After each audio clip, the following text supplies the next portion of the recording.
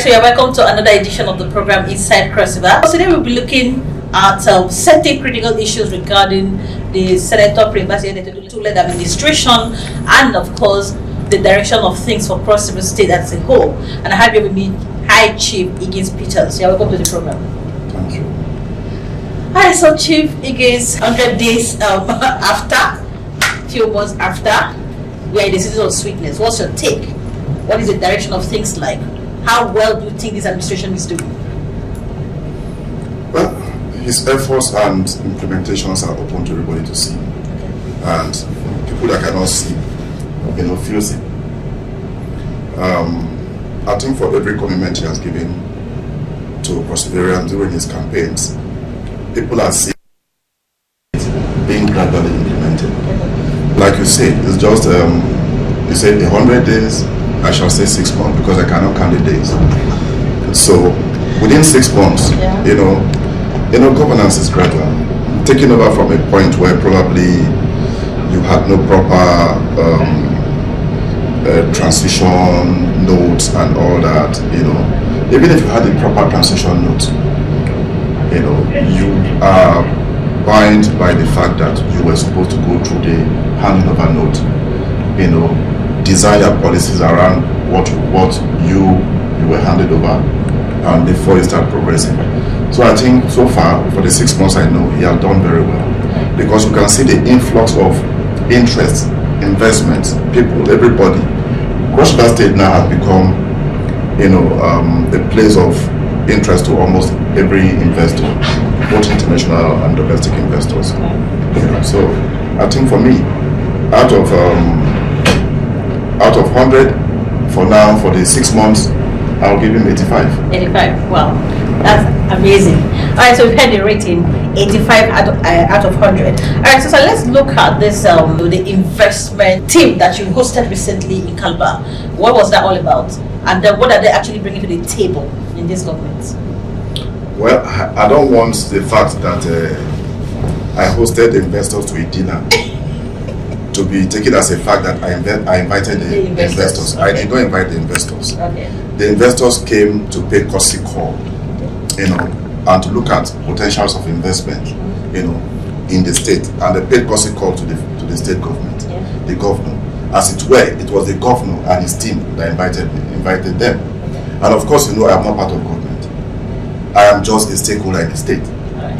But within the context of my stakeholding, I find it very courteous that if such volume of investors are in the state, I was not thinking that they should just come, stay in their hotel and go back.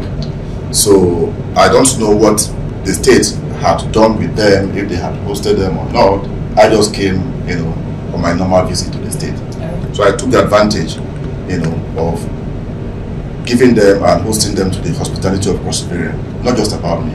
Of course, everybody know how hospitable the people of Cross River State are. So it was just, I am just one out of the millions of Cross River that have done the same thing to them. Every other person would have done the same. Alright. So I think the next question will be that, after taking the trouble to host, what kind of conversations would you say took place during that dinner? And how productive was it? The truth about the matter is that, like everybody that was there will attest to, it was very engaging. And it was very reassuring. It is not just sufficient for investors to come and have, a very formal meeting, courtesy call and go. When you host them to a dinner in the evening, the place becomes more relaxed, and so it was more of, shall I say, an interactive section between the political class, the government, and the private sector, the private sector players of Cross River. So because of course you know that most of the major private sector of Cross River State were in the dinner. So it was an opportunity for them to engage with the international investors and domestic investors and the financiers that came. Because they came with very huge wallet, that everybody from the public sector to the private sector could pick from. All right, so I know even signing an MOU is still tentative. So how serious are they? How realistic are they? Are they investors that have truly come to stay from your own standpoint? Except you are asking me to be a soothsayer. Of which I am not. Okay. Yeah. I could only tell you for what was available to me. Okay. What is available to me is the assurances they give to us that they are willing to invest. All right. And some of them are very credible people. Okay. Like you talk about, I know for sure that Trust Author was here. The managing director himself was here. Okay. Trust Author is a fund manager to most of the major investment corporations in the world. We're talking about African Development Bank, you talk of Sukuk, you talk of Islamic Development Bank. He's a major, fund manager. So if he's here, it's very reassuring. And if he's here, apart from his presence, if he are giving us a commitment, we have no cause to doubt him.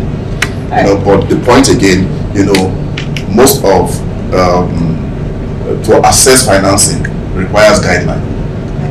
If the state are able to meet their guidelines, of course, the funds will be provided. Because I know Trust Author for sure. And of course, Sukuk. Federal government uses Sukuk more. So several states have been using Sukuk up north. Like you talk about Kaduna State, you could talk of Kano State, you talk of Lagos State, you talk of federal government. Of course, you see the bridge in Ikom, and the roads in Ikom. It was Sukuk, which was the third leg of Sukuk. Now we are getting into the fourth leg of Sukuk. So if federal government can get money from Sukuk, why should state government not? We are a sub-national. So we'll be happy to host them, go by their guidelines and get money for them. That's an assurance. That's interesting. Before we wrap up, I want to also get your thoughts on the class of appointments so far. They say is how a masquerade comes out during the rehearsal. You know whether the masquerade will dance well or not. What's your take on the class of appointment? The people of God that have been brought on board in this administration so far, would they add value to the process in your own opinion? Well, if you ask me to access or appraise the people that the governor has appointed so far, that would mean that I'll be claiming that I know more than the governor, of which I don't. The governor is a far more politician than I am. Okay. He has known those people long enough that I knew them. Okay. Most of them I know them through him. Okay. So I will not be in a position to assess them or appraise them. Okay. That's the truth. Okay. But I'm very confident that if it is within the percentage I've given to him, because the performance is inclusive of the appointments he has made so far. If I give him 85% as in performance, that is inclusive of it. Okay. So I wouldn't tell you that if he has the appointees were appropriate or they were proper or not. I think holistically I have given him 85%, and that includes his appointments. Let's talk about the North briefly. I know the North, you've been one of the people navigating, of course, and trying to make sure that the North has a common front and all of that. So how is the North doing right now? How they pulling the support behind the government of President State and of course their son, the deputy governor? Yes, one, that brings me to a point of excitement for the fact that the governor and the deputy governor are working very closely with mutual trust. Very closely, you can see it. This is a deputy governor within a short period of time. You've seen how busy the deputy governor has been. Sure. And you've seen how the responsibility that has been given to him. Sure. And the trust, because it is from the trust of the governor that you see the responsibilities coming to him. So we in the North are supposed to be excited for whom he is deputizing and the responsibilities that are being given to him. So, but if you talk about the politics of the North, yes, in life, they say it is where a man falls, that is where he stands up from. The North would have, might have fallen or disappointed themselves during the elections. We don't know maybe the factors or dynamics that played out, but the North, like I said, it will come back stronger. It showed, it really shows. The North almost came back immediately after the presidential election. We came back for the governorship, and that was why the local government you and I came from, Yala, were able to muster the second highest votes for APC in the state. Yala had about 24.8 thousand votes. The only one that has higher than us was Calaba South with 28 point something. which was just about marginal 4,000 something votes. But again, I am thinking that the dynamics that played against us, during the presidential, actually, played a little factor in the output of the governorship election. If not, naturally, Yala will have had higher votes. I'm talking about Yala because that is my local vote. Sure. But then you ask me question of the north. I'm just using Yala as an example. That's exactly, yeah. That is again, is a pointer to what other local government, was in the other local government. Because the north,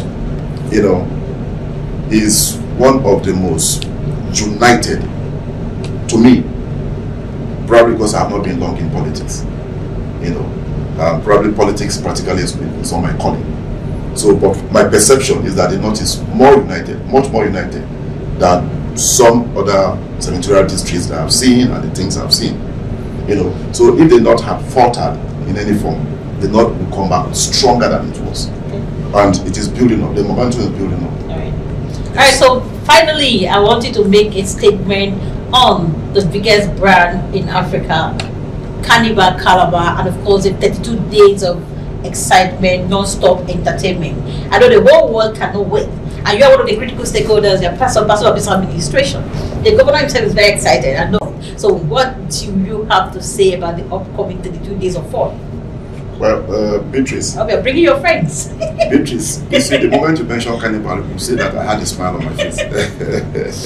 It is the anticipation of the excitement. The Carnival Calaba that is happening from right now. Once we get into the 1st of December, we are in the spirit of Carnival already. Sure. But the Carnival itself is clothed right when it is from the 26th all the way to 31st. Sure. I can assure you, for what I have seen and the preparation on ground and the commitment of the governor, you just attend it. The theme of this year is Season of Sweetness. Yeah. So why shouldn't I partake in the sweetness? Okay. So I can assure you, the sweetness itself excites me. So as it's termed, it will be one of the sweetest and the biggest carnival ever.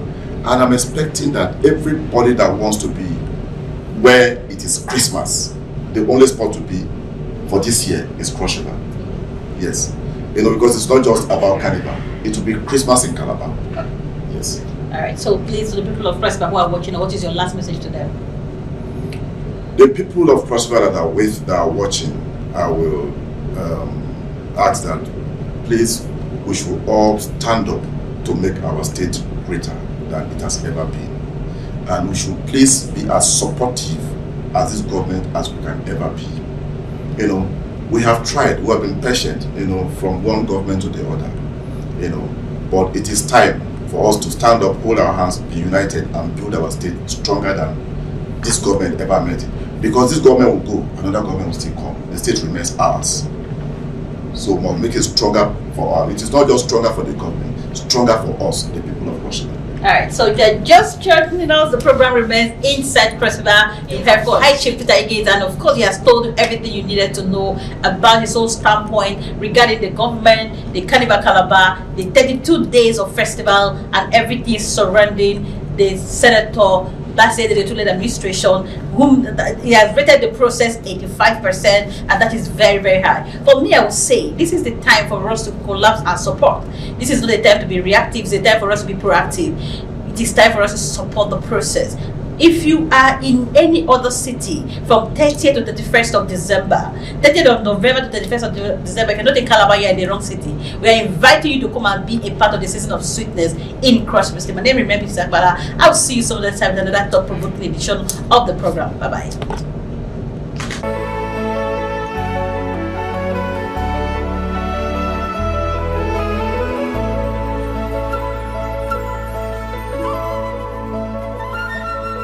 Thank you.